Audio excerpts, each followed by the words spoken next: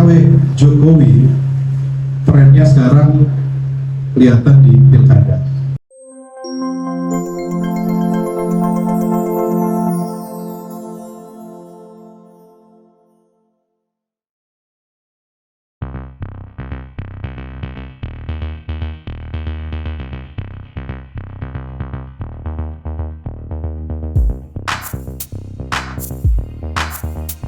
Kalau bicara soal proses pilpres kemarin di MK sudah jelas ya, bahwa ada 3 dissenting hakim Mahkamah Konstitusi yang menyampaikan terkaitnya adanya politisasi bansos, terus logisasi aparat dan terkait dengan posisi Presiden Jokowi pada saat itu.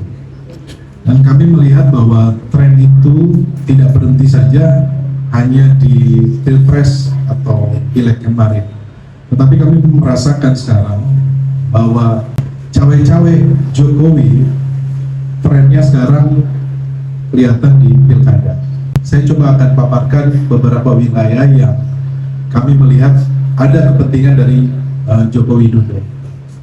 Pertama adalah kita melihat di Jawa Tengah. Jawa Tengah ini yang maju adalah mantan kepala Kapolda Jawa Tengah, Saudara Lutfi, yang dimana Saudara Lutfi ini adalah dulunya mantan Kapolres di Solo.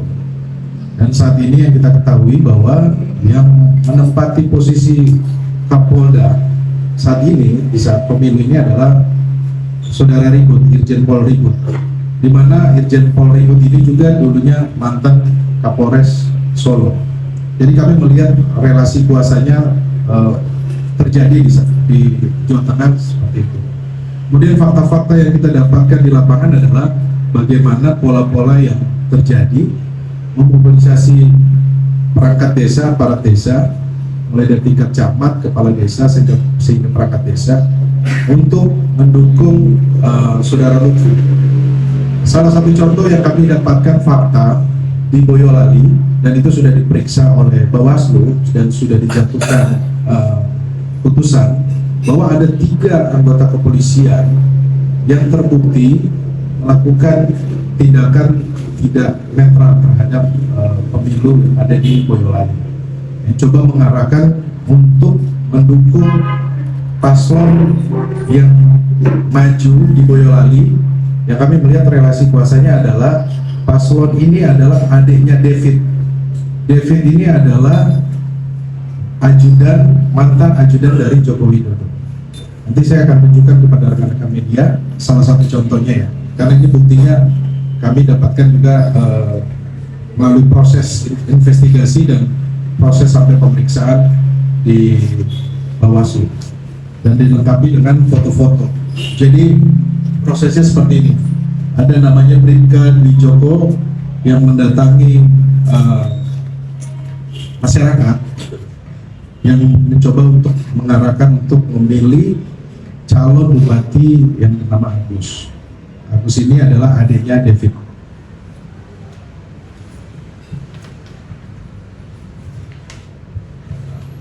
Ini kami dapatkan fotonya juga. Ini sampai datang ke rumah-rumah dan menyampaikan untuk meminta untuk dukungan terhadap paslon tertentu.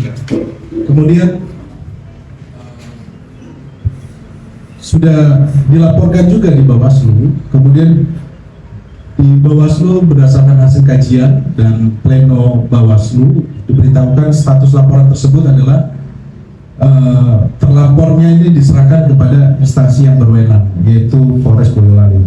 Tapi sampai saat ini kami tidak mendapatkan kabar apa sanksi yang diberikan oleh kepolisian.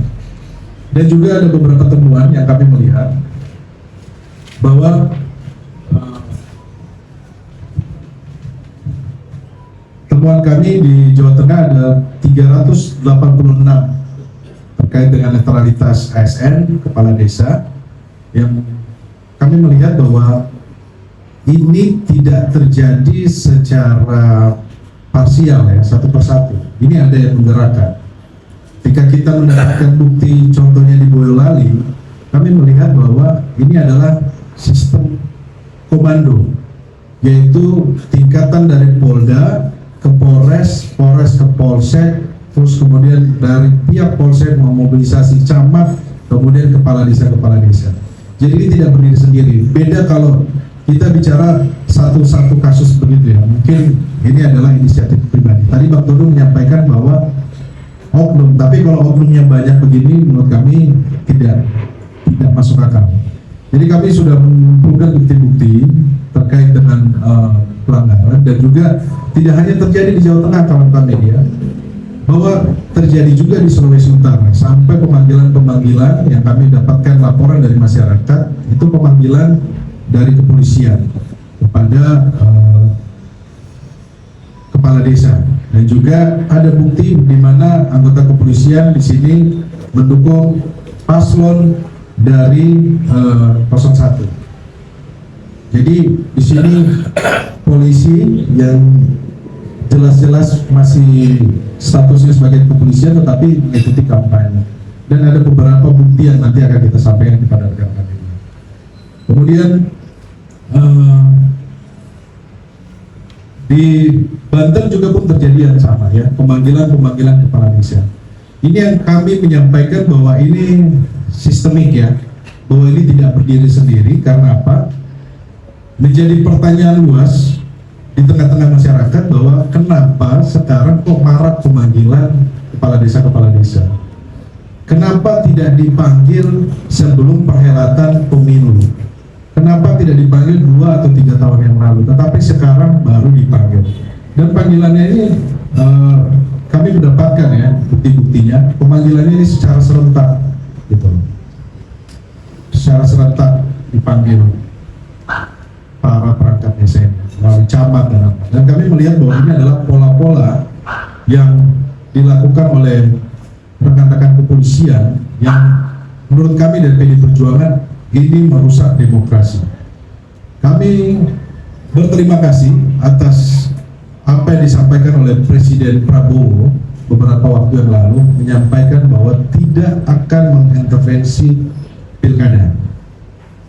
Dan tentunya ini merupakan harapan dari kita semua masyarakat agar bagaimana demokrasi yang setelah pasca Pilpres yang kemarin situasinya menjadi banyak kritikan dari masyarakat, tetapi di pilkada ini kita harapkan bahwa proses demokrasi itu berjalan dengan apa yang kita harapkan ya, bahwa demokrasi ini harus tunduk. Tetapi fakta yang kita dapat di lapangan bahwa anggota Polri ini tidak tunduk terhadap instruksi dari Presiden Prabowo. Artinya apa? Artinya bahwa teman-teman Polri dalam hal ini tidak taat terhadap apa yang disampaikan oleh Presiden Prabowo di dalam proses pilkada serentak itu. Karena beberapa wilayah Jateng, Jatim, Sumut, Sulut itu kita mendapatkan di Sultan, Papua, kita mendapatkan fakta-fakta bahwa terjadi ketidaknetralan dari teman-teman kepolisian. Maka kami dari PD Perjuangan tentu kami merekomendasikan agar contohnya Kapolda Sumut atau Kapolda Jawa Tengah itu dicopot saja, itu dievaluasi. Karena kalau ini semakin dibiarkan hal seperti ini, tentunya ini akan merusak demokrasi yang sedang kita jaga bersama. Kemudian Kapolda seperti di Sulut yang menyampaikan bahwa banyak masyarakat menyampaikan bahwa banyaknya panggilan-panggilan, kemudian banyaknya adanya anggota-anggota yang ikut dalam kampanye dari salah satu paslon, ini harus ditertibkan. Karena menurut kami anggota-anggota kepolisian yang dibawa, yang berjalan, ini tidak berdiri sendiri. Tentunya ini adalah komando. Komando kan tadi saya sampaikan di awal, ada dari tingkatan dari Polsek, Polres, kemudian Polda. Siapa yang bertanggung jawab di wilayah tersebut? Tentunya harus bertanggung jawab itu adalah Kapolda.